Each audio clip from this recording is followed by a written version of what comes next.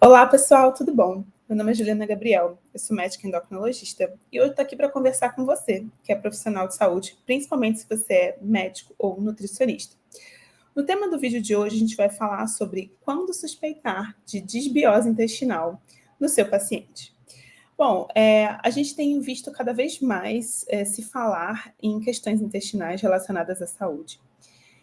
E mais do que nunca, as pessoas estão usando o probiótico assim, completamente sem critério, sem entender o que está acontecendo. Então, eu vou resumir um pouquinho aqui para você que é profissional de saúde, o que é a disbiose intestinal e, principalmente, quando que a gente deve levantar essa suspeita no seu paciente. Se você quiser saber um pouco mais sobre esse assunto ou se ficar alguma dúvida, deixa nos comentários que isso também serve de inspiração para novos vídeos.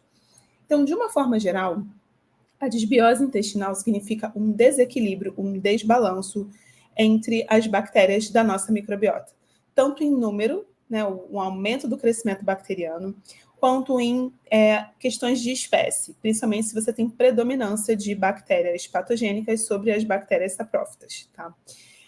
Então, quando você tem esse desequilíbrio de flora, a gente sabe que a flora bacteriana ela tem uma série de funções importantes no nosso corpo, desde ajudar na digestão de algumas substâncias até na produção de algumas vitaminas.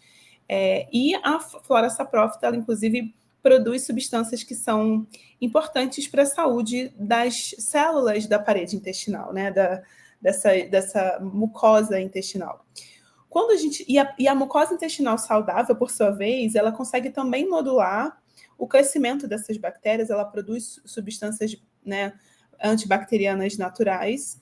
E quando essa mucosa intestinal está doente por algum motivo, ou quando existe alguma agressão a essa mucosa por uma infecção viral, uso de algum medicamento, enfim, ou até alguma intolerância alimentar e com exposição ao alimento que a gente tem intolerância, a gente pode ter um adoecimento dessa mucosa intestinal, que por sua vez não vai conseguir modular essas bactérias, e você pode ter aí um desequilíbrio nessa flora. Isso é, inclusive, um dos principais motivos de disbiose, ainda que a gente tenha outros motivos, então, uso de antibióticos, né, infecções, como eu falei, questões relacionadas à própria dieta, que é super importante, né? E aí, quando a gente tem esse desequilíbrio de bactérias, como eu falei para vocês, um dos principais sintomas pode ter a ver não com sintomas digestivos altos, por exemplo, sintomas dispépticos. Não necessariamente esse paciente vai ter dor do estômago ou refluxo, ou alguma coisa assim.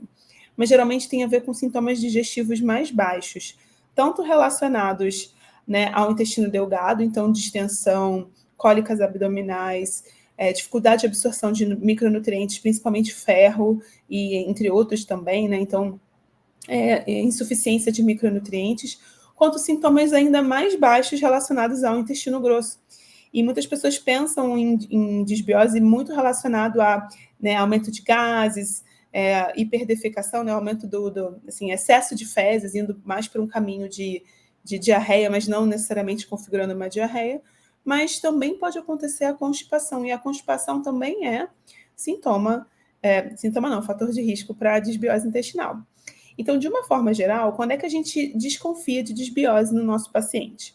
Primeiro, a gente precisa descartar doenças conhecidas e doenças clínicas, né? Então, a gente precisa descartar que essa pessoa não esteja com uma infecção realmente intestinal, uma infecção por H. pylori, que ela não tenha alguma doença como colites e, enfim, a doença celíaca, né? A gente tem que primeiro descartar as causas realmente gástricas e gastrointestinais de doença.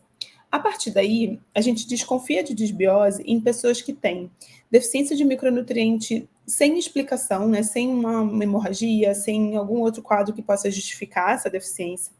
Quando essa pessoa tem queixas intestinais desproporcionais aos resultados dos exames, então ela já fez ali uma colonoscopia que veio normal e ela continua com muito gases, muitas distensões, e é a partir dessa desconfiança que a gente vai aprofundar esse diagnóstico, né, fazer diagnósticos diferenciais de outros distúrbios funcionais desse intestino, de motilidade, etc., para aí, então, a gente tratar a partir de um protocolo que primeiro requer uma mudança alimentar, uma preparação desse intestino, talvez até medicações para tratar primeiro esse intestino, desinflamar esse intestino, para daí, então, entrar com probióticos, se for o caso, que tem casos que nem precisa. Então, o resumão do intestino para você que é profissional de saúde é esse. É claro que se você é um profissional que já está acostumado a lidar com isso, você vai achar esse vídeo bem raso, e realmente ele é. É mais uma introdução para quem nunca ouviu falar e está vendo todo mundo falando sobre isso e quer entender um pouco melhor.